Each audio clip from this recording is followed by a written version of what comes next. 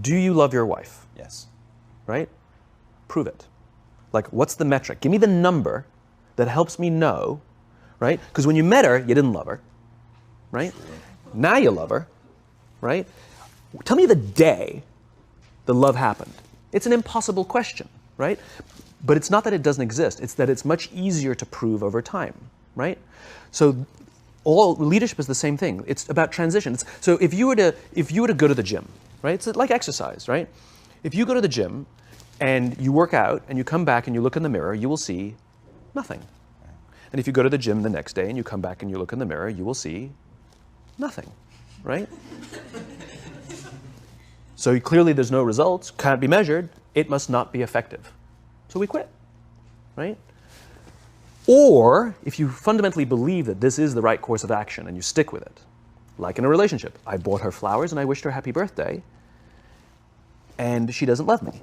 Clearly I'll give up. You know, that's not what happens. If you believe there's something there, you commit yourself to an act of service. You commit yourself to the regime, the exercise. You can screw it up. You can eat chocolate cake one day. You can skip a day or two.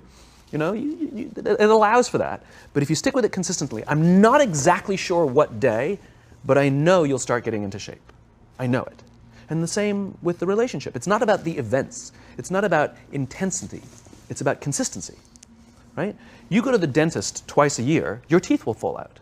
You have to brush your teeth every day for 2 minutes. What does brushing your teeth twice a day for 2 minutes do? Nothing. Unless you do it every day, twice a day for 2 minutes. Right? It's the consistency. Going to the gym for 9 hours does not get you into shape. Working out every day for 20 minutes gets you into shape. So the problem is we treat leadership with intensity. We have a 2-day offsite, we invite a bunch of speakers, we give everybody a certificate, you're a leader, right? Those things are like going to the dentist. They're very important. They're good for reminding us or getting us back on track, learning new lessons. But it's the daily practice of all the monotonous, little, boring things like brushing your teeth that matter the most. She didn't fall in love with you because you remembered her birthday and bought her flowers on Valentine's Day. She fell in love with you because when you woke up in the morning, you said good morning to her before you checked your phone. She fell in love with you because when you went to the fridge to get yourself a drink, you got her one without even asking.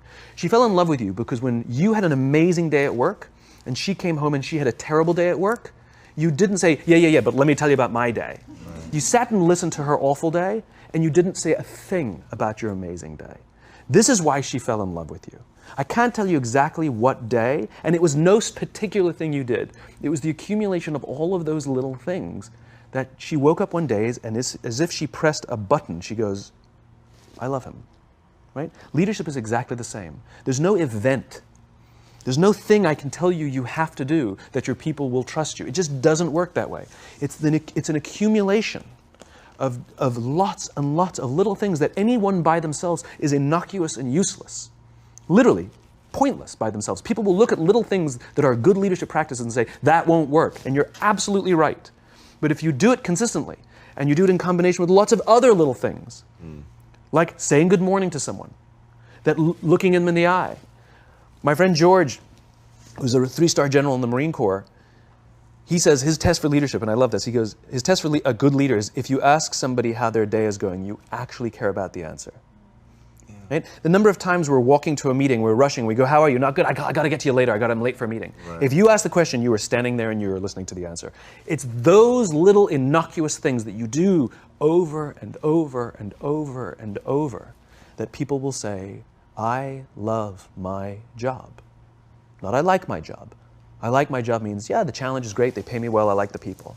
I love my job means, I don't want to work anywhere else. I don't care how much somebody else is willing to pay me. I'm devoted to the people here, and I care desperately about the people here as if they were my family. In business, we have colleagues and coworkers. In the military, they have brothers and sisters. That's how they think of each other, right? If you really have a strong corporate culture, the people will think of each other like brothers and sisters. It's like a family, right? No, brothers and sisters. Deep love. Fight, but the love doesn't go away. Right? Bicker, the love doesn't go away. And I'll fight with my sister, but if you threaten my sister, you're going to have to deal with me. Right. Right? We'll fight internally, we'll bicker with each other, but nobody's going to hurt each other. And if anything from the outside shows up, you're looking at a unified front. Brothers and sisters. Now, how do you create brothers and sisters out of strangers?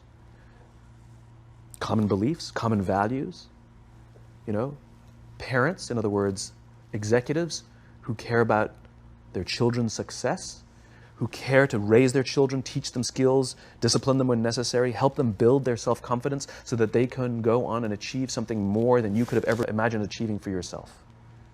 That's leadership, an absolute love and devotion for the people who've committed their lives to this enterprise. That's such a brilliant reframe. It's so simple and so beautiful and unbelievably hard work. It is and it isn't. Here's why it is. You said it. It's hard to measure, right? It's hard for me to show. It's hard to measure in the short term. It's very easy to measure in the long term. Over the long term, the traditional metrics will go up. All your revenues, profits, market share, the traditional metrics will go up, and more importantly, they'll go up more stably, right? You will be able to weather hard times better because the people will come together, they won't abandon ship, right? Over the long term, the traditional metrics are just fine. But also over the long term, your churn will go down, right? You won't be going through employees as much, right? Over the long term, you'll find that loyalty is much higher, that people will turn down better paying jobs. Right? Over the long term, all the traditional metrics are just fine, and then some. It's only the short term that it's hard to measure. Yeah, I'm going to say, though, there's something in between those two, in the middle, to know, because with working out, so to use your analogy, if you had to go to the gym for 6 months before you saw any sign of change, no one would do it, right? And there are so many variables in working out. The number one thing is to know who to listen to. The number one thing is to know what to look for, right? So if you don't experience muscle fatigue, you're probably doing something different. That's immediate, right? I know that the next day. If you experience muscle fatigue and don't notice any change within a few weeks, you're probably not eating right. So there really are things that you can look at because you're doing the damage to the muscle, but you're not giving your body the nutrients that you need to actually build the structure back up. All that's still true. So I'm sitting here thinking, can it really be as simple as, like, I have a growing belief that part of what you could write down as a leader's job is to connect. Now, how do we connect? You've given some very simple examples, and they're all incredibly real. Asking somebody how their day is and actually waiting to hear the answer and caring about what the answer is. Time spent together, right? I couldn't have a very effective relationship with my wife if there actually isn't time together. And one of the things that I have personally struggled with is, as the organization has grown, just time with any individual becomes more and more difficult. And so then you start focusing on, okay, wait, it's just about creating the environment. But as you lose touch with the real sense of, like, I know this person and I can see when they're having a bad day, and really leveraging, like, what we have as humans, and this is why your teachings are so powerful, is you wrap it in the truth of the human experience. You wrap it in how humans really connect, like looking at each other, sensing that, like, hey, this is either hitting or it's not, like, all of that stuff is super, super real. And as an organization, to be able to find ways in that middle ground where it's like, I'm pretty sure this is working, and I really believe in it at a macro level. But I just want to know, because there's so many paths, right? And you could nudge sort of one way or the other to create something that, and maybe it's as simple as, here's one, I am using this right now. The amount of laughter I hear in the office. Maybe that's dumb, I don't know. But I'm really doing it. And I really think all day, like, how much laughter have I heard today? And I feel like when everyone is making really taking an effort to connect with each other, to provide empathy and all that, there's a lowering of people's defenses, and just a sort of natural outpouring of that is joking around. And so you hear this laughter bubble, and when things get really tense and stressful, I literally feel like you could have a decibel meter and just feel it coming down. Yeah, I mean, look, it's a human thing.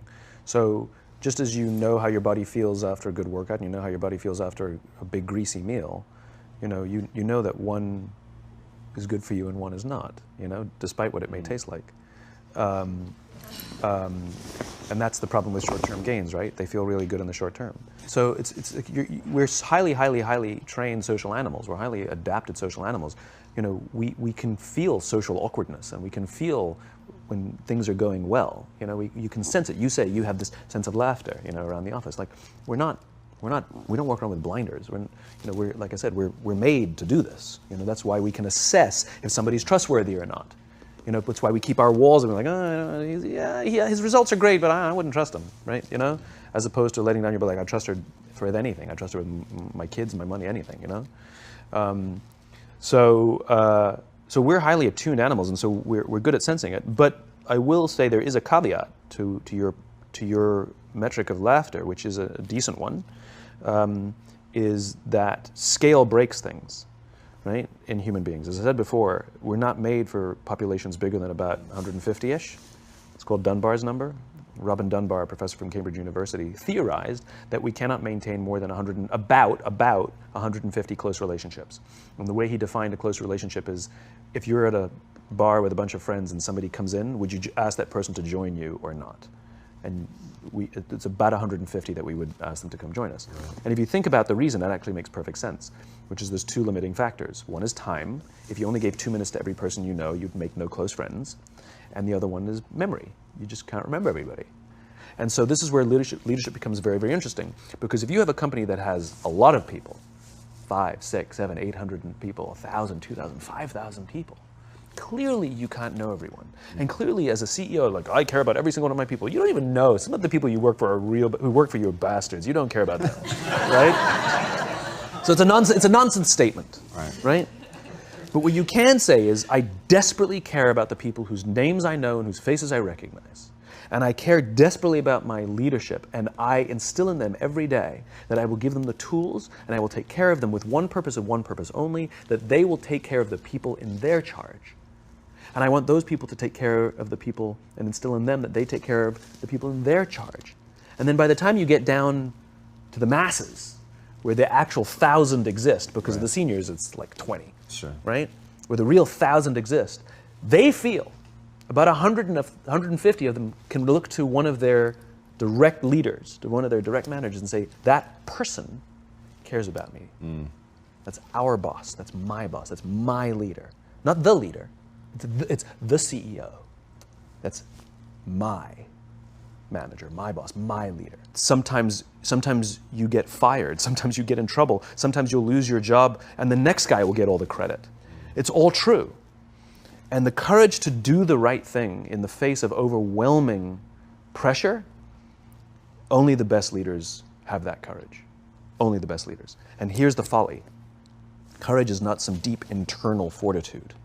You don't dig down deep and find the courage, right? It just doesn't exist. Courage is external. Our courage comes from the support we feel from others. In other words, when you feel that someone has your back, when you know that the day that you admit you can't do it, someone will be there and say, I got you. You can do this. That's what gives you the courage to do the difficult thing. It's not going off to an ashram by yourself somewhere for 4 weeks and coming back and finding the courage. It's not what happens. It's the relationships that we foster. It's the people around us who love us and care about us and believe in us. And when we have those relationships, we will find the courage to do the right thing. And when you act with courage, that in turn will inspire those in your organization to also act with courage. In other words, it's still an external thing. That's what inspiration is, right? I'm inspired to follow your example. But those relationships that we foster over the course of a lifetime will not only make us into the leaders we need to be and hope we can be, but they'll often save your life. They'll save you from depression, they'll save you from giving up, they'll save you from any matter of negative feelings about your own capabilities, your own future. When someone just says, I love you, and I will follow you no matter what.